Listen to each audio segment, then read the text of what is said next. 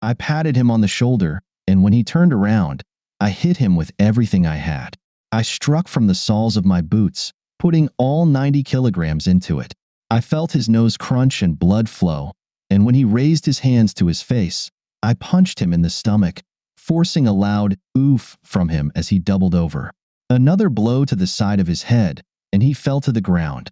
I thought about kicking his ass half a dozen times, but then I thought, what the hell? He got the message. I turned to Darcy and said, "Looks like I broke his nose. Maybe you can kiss it better." And then I turned and walked away from the woman who wore my wedding ring and the man who was my best friend. It was Darcy's sister's birthday party, and it was held at Barney's roadside establishment. We pushed a few tables together, drank, and danced to the live music of the band, and everyone was having a great time. We had been there for just over 2 hours when something caught my attention. My girlfriend Darcy was dancing with my best friend Mark, and although this in itself wasn't new, what caught my eye was his hands sliding down her back and resting on her butt, and she didn't push it away or say anything to him. Then I noticed Mark's leg pressing against Darcy's leg, and again she did nothing. By that time, both of them had piqued my interest, and I moved to have a better view of them while pretending to talk to the others at the table. The music stopped, and it took them a few seconds to realize it and separate from each other. They returned to the table, and although they sat on opposite sides, for chairs apart, I noticed they kept glancing at each other. During the next song, I danced with Darcy and, holding her, asked, "Is everything okay?" "Yes, why?"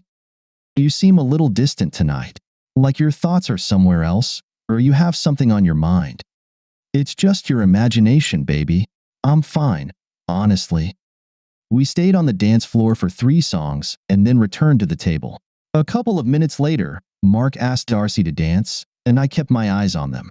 They were dancing close again, and his hand ended up on her butt.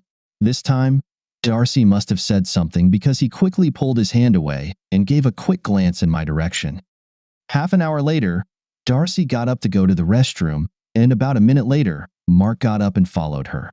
That night, I had seen enough to become suspicious, so I waited a couple of minutes, then got up and headed to the restroom. Mark wasn't there, and since we wouldn't have passed each other if he had gone back to the table, it meant he must have gone out the back door. Reaching for the doorknob, I suddenly realized that if Mark and Darcy were up to something, my exit through the back door would alert them and give them a chance to separate, and then tell me they just went outside to get away from the cigarette smoke and breathe some fresh air. I went back through the bar, exited through the front door, and then, moving as quietly as I could, circled the building. When I came around the northeast corner of the bar, I saw them. They were hugging and kissing. They were so engrossed in each other that they didn't even hear me approach from behind. I had just finished packing all of Darcy's things that were in my apartment into garbage bags when I heard someone knocking on the front door. The key turning in the lock told me it was Darcy. I didn't look up from what I was doing when she entered, but I said, "You're just in time to take this crap out of here." I was about to throw it in the trash. "Can we talk about this?" "No. Tonight, I saw enough to understand everything I need to know. It wasn't what you think."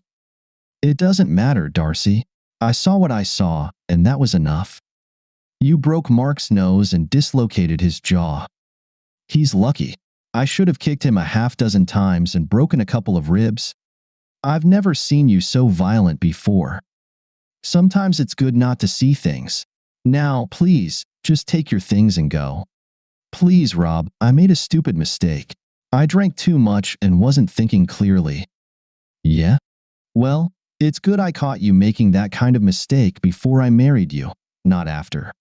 "Please, Rob, it didn't mean anything, honestly. As soon as you said yes and put on my ring, you were supposed to be a one-man woman, and that one man was supposed to be me. You just showed me that I can't trust you. Just take your things and leave." Tears were streaming down her cheeks as she began to take off her wedding ring. "Keep it," I told her.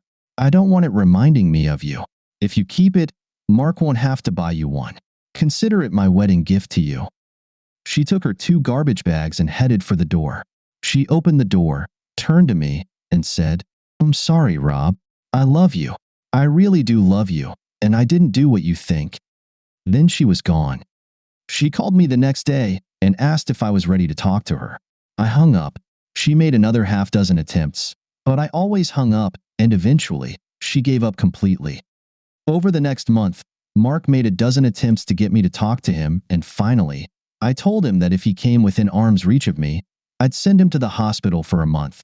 He finally got the message and stopped calling. 8 months later, Darcy and Mark got married. I had to laugh when I received the invitation. Maybe I was supposed to be this something old. As a geologist working for an oil company, I had to travel quite a bit, and some trips were long. Shortly after Mark and Darcy's wedding, I was sent on a trip to Alaska to assess the potential of a new oil field. This forced me to leave town for almost 11 months, and since I had no one to come home to, I spent all 11 months in the area. When I did have some free time, I went sightseeing either in Alaska or Canada. Did I think about Darcy on those cold nights? Yes, I did. I thought about her a lot. I loved her with all my heart and was sure she felt the same about me. We met by chance, literally. I wasn't paying as much attention to my driving as I should have been and backed into her car in a parking lot. She wasn't around, so I wrote my name and office address on a piece of paper and tucked it under her windshield wiper. 3 hours later, my receptionist called and said that a woman wanted to see me. She says you're expecting her.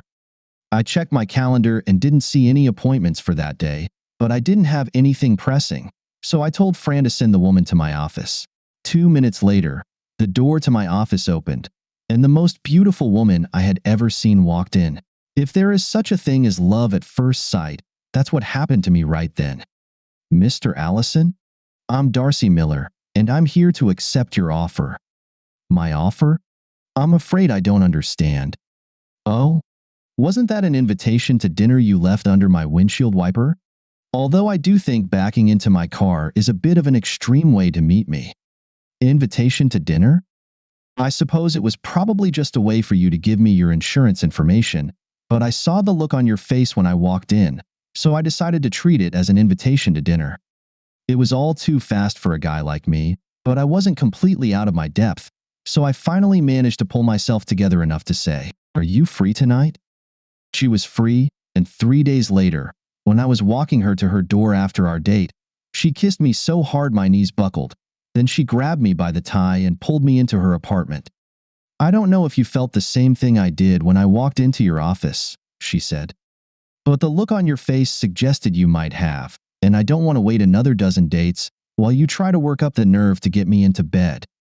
We lay there, holding each other and basking in the warm afterglow of amazing lovemaking, and I asked, "What size ring do you wear?"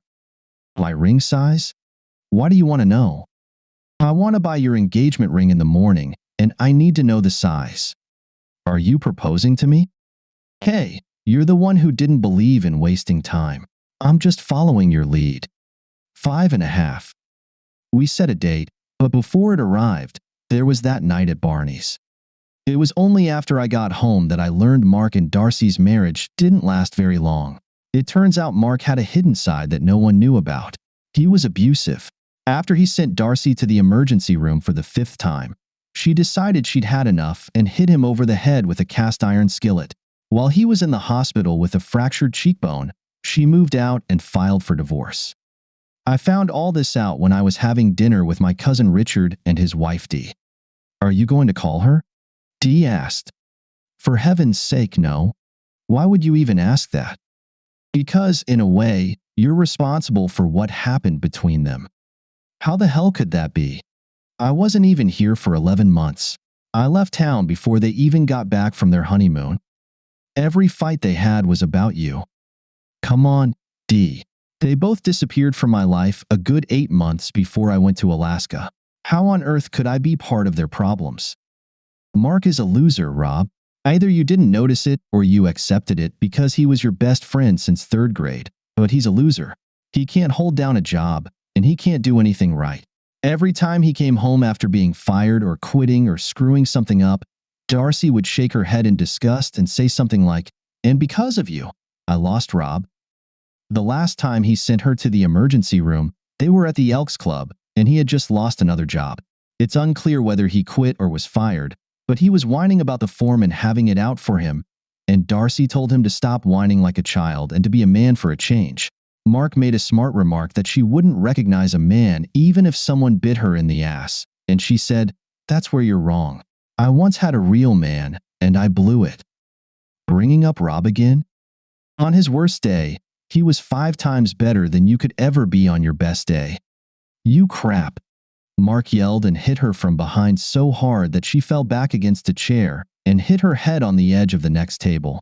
It knocked her out, and she was rushed to the hospital. 2 days later, she hit him with the skillet.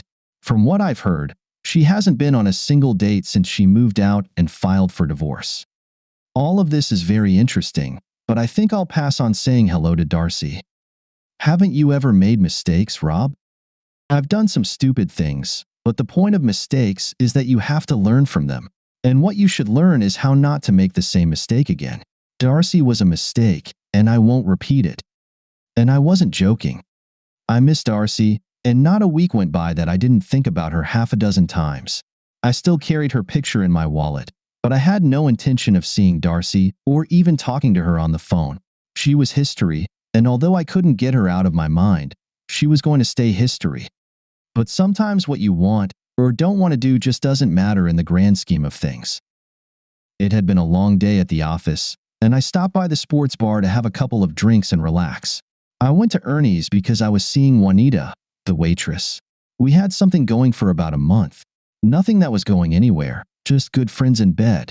I was sitting in a booth, sipping a beer and watching the Rockies/Giants game on the big screen TV, when Juanita set another beer in front of me. A compliment from the lady at the end of the bar. I looked to the end of the bar and almost said, "That's not a lady, that's just Darcy." But I held my tongue. I didn't refuse the beer either. Darcy took my acceptance of the beer as an invitation to join me, and a couple of minutes later, she slid into the seat across from me. "How are you doing, Rob?" "I've been fine." "How was Alaska?" "Cold." She was silent for a few seconds, then asked, "Have your feelings for me softened at all?" "In what way?" "Do you still hate me?" "I never hated you, Darcy. Was I disappointed in you?" "Yes, I was, but I never hated you." "I'm sorry for what happened, Rob. I really am. I've made some foolish mistakes in my life, and Mark is at the top of the list. But I swear to you, Rob, that there was never anything between me and Mark beyond what I thought was innocent flirting. I didn't know Mark saw it differently. You know Mark. He was always a touchy person, and yes, he did put his hand on my butt a couple of times. But I knew you saw it and didn't say anything. It didn't hurt anything. It was just Mark being Mark. He was always that way."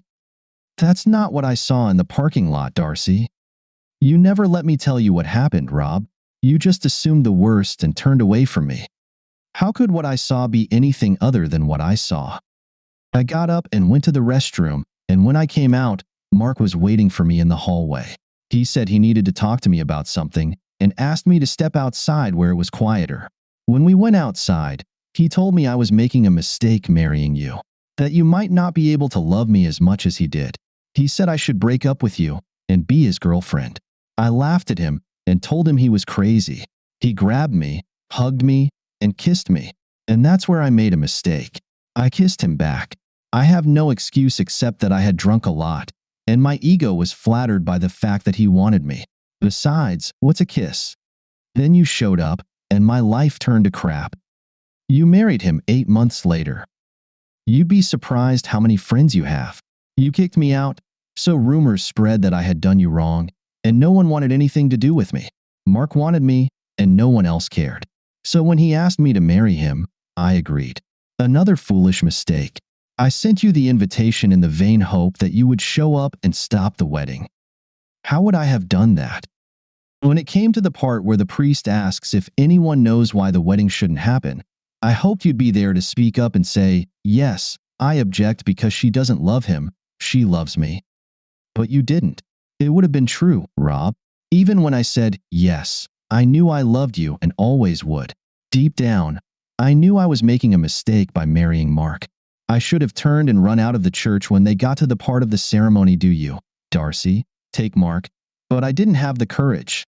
I wasn't lying when I told you I loved you the night you kicked me out of your apartment.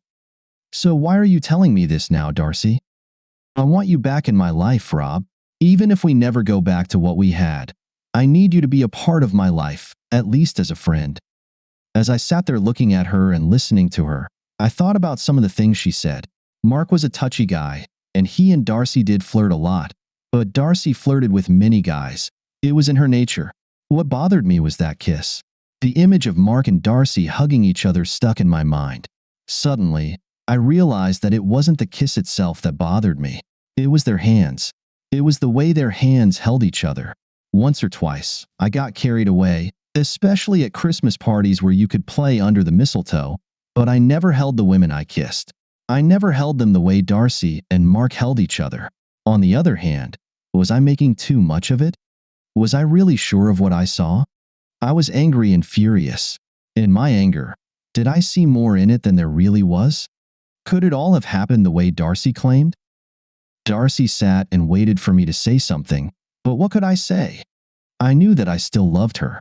I knew that I missed her, but the question was whether I dared to take the risk. That kiss and those hugs would always be with me. The only thing I knew for sure was that I didn't know what to do, so I chose the easiest way out. You've given me a lot to think about, and although I'm not sure I'll ever be able to accept your version of what happened, I'll think about it. Maybe I'll call you in a couple of days." I saw the disappointment on her face, but she said, "At least it's something. It's more than I had when I came here tonight and saw you sitting here. My cell number is still the same. Feel free to call me anytime, day or night. I'm serious, Rob. I still love you and really want you back in my life." She stood up and left me sitting there, watching her walk away. I was waiting for Juanita to get off work and driving her home when she said, "Do I need to start looking for a new sex buddy?" "Why do you ask?" "I saw the way you looked at that woman who joined you in your booth. Moreover, I saw the way she looked at you. She's just someone I used to know."